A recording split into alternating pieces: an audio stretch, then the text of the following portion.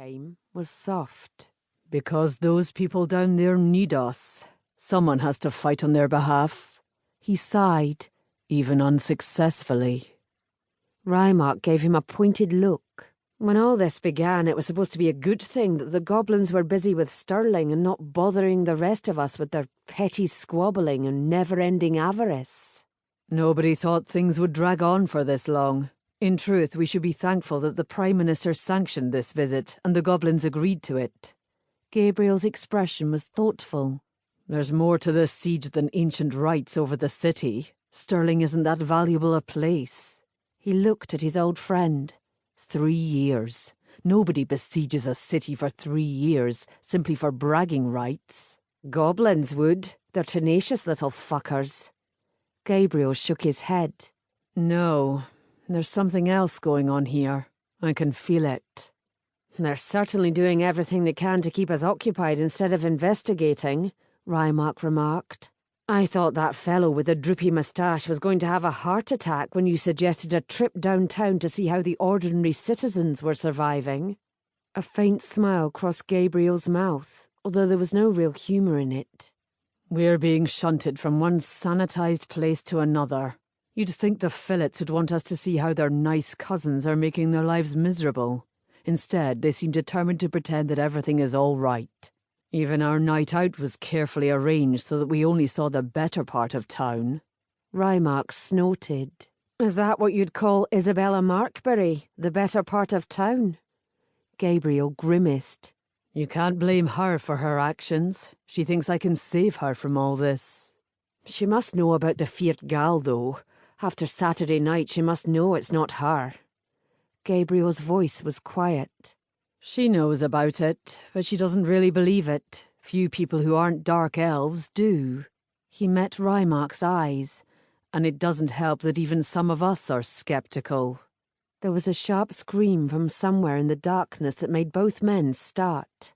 Rymark shivered. "I'd really bloody hate it here."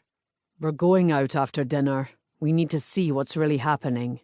"The goblins won't like it, whether they're fillets or nice." Gabriel's mouth twitched.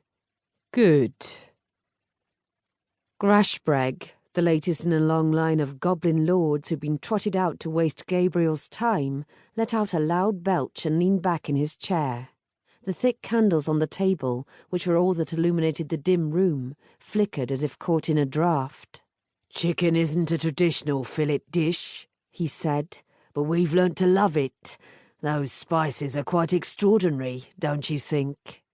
Gabriel dabbed at his mouth with his napkin and smiled. "Indeed." Then his eyes hardened. "Do many of Stirling's citizens enjoy chicken on a regular basis?" Grashbreg might have been brash, but he wasn't a fool. "You already know the answer to that. There's not much we can do when the nice are barricading us in. They are the ones causing the problems in the city, not us."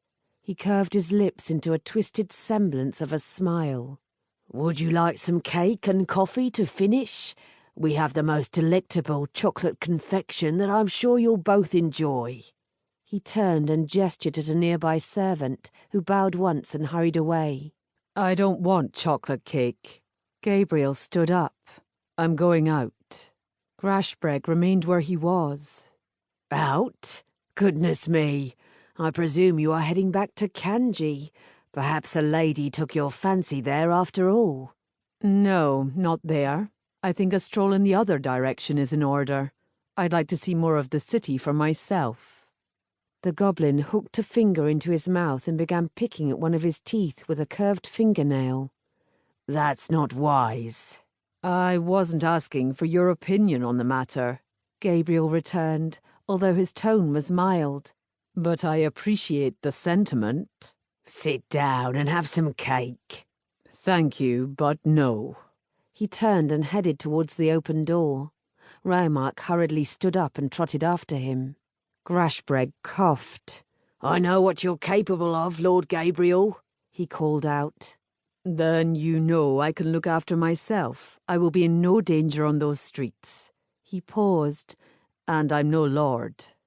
"No," the goblin returned, "but you are one of fewer than 50 dark elves."